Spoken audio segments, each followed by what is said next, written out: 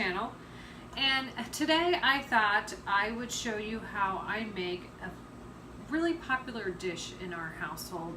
It's a pretty easy dish. My husband is a type 1 diabetic, as I've mentioned several times before, so this is one that's good for him to eat.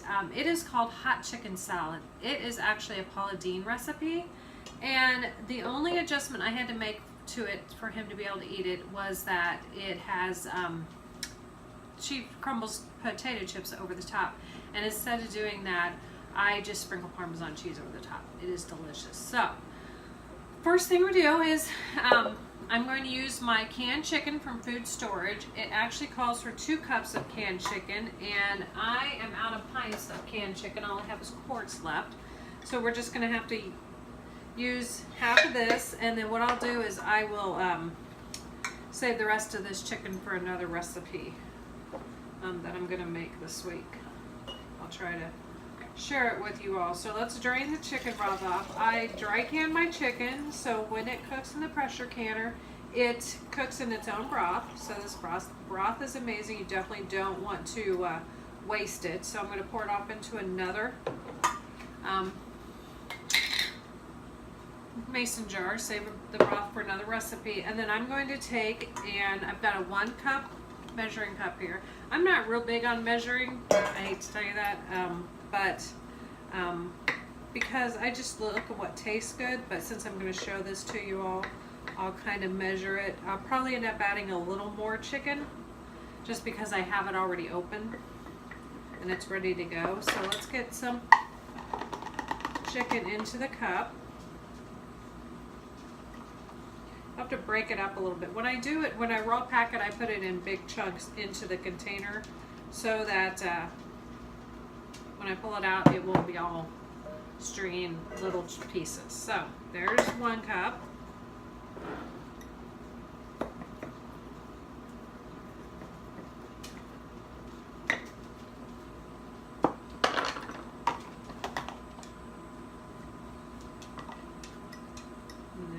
The 2nd cup, and we'll see, I might add a little more chicken to it as we go along, depending on if I think it needs it. I get a paper towel and rip my hands off.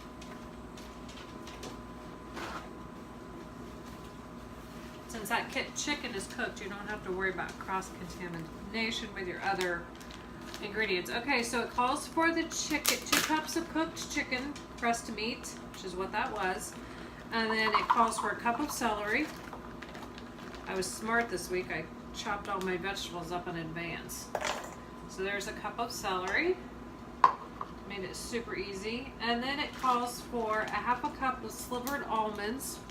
I don't think I got my almonds out yet, but that's okay. I'll get them out in a little bit. A 1/2 teaspoon of salt and 1/2 teaspoon of pepper.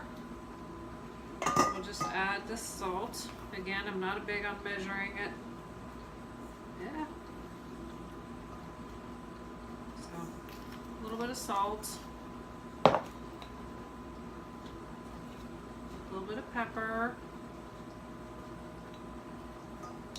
And then I add a little bit of Tastefully Simple's onion seasoning, because we like it. And my husband's not a big onion fan. I've told you this before, but their seasonings are small enough that he can't see them, but they add flavor. So I add about a tablespoon of onion. And then it calls for 2 tablespoons of fresh lemon juice, which I do not have fresh. That's okay. We're using our food storage, so we will use bottle 1, 2 fresh of lemon juice, and then a cup of mayo. I'm a firm believer in adjusting recipes to what you have on hand. Don't be afraid to not make a recipe just because you don't have the fresh lemon juice or you don't have the certain kind of cheese it calls for, but you have another kind, which you'll see I will do in a minute. Because, you know what? It's all good. It'll taste fine.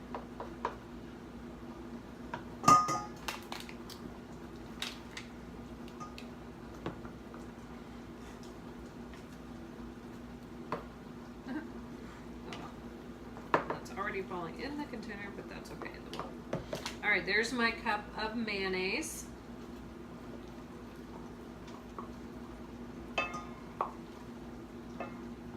And then it calls for a cup of sharp cheddar cheese. I do not have my sharp cheddar cheese grated, but I have my Kojak already grated, so guess what? We're going to use that because it's already ready to go. Now, I'm going to go grab my slivered almonds. I'll be right back.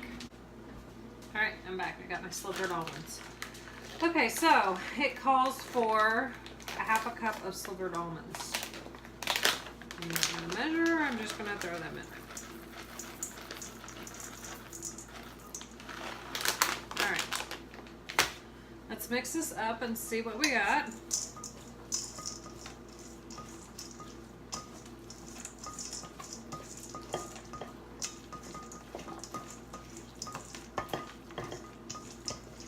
Looks really, really good.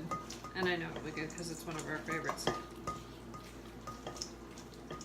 Okay, so there is the chicken salad. I'm gonna, first I better spray my pan. Doesn't stick.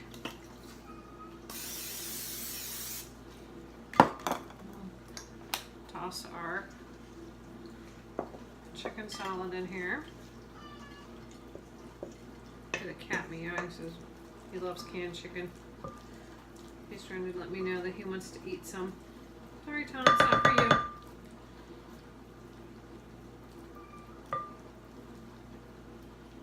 Okay, there is the chicken salad. Now I'm going to get some Parmesan cheese. Like I said, Paula Deen's exact recipe calls for potato chips on top, and since my husband...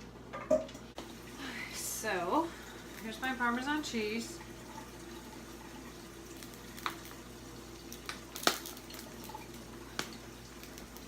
Put some of that on top. And then it says to preheat the oven to 355 degrees, spray your baking pan, and it says to place mixture in the dish we did, bake for 20 minutes or until bubbly. So I'll go ahead and I will put this in the oven and bake it, and then I'll bring you back when it is finished so you can see the finished product. Alright, our warm chicken salad is done. I'll show you what it looks like, all finished and baked up. It looks delicious.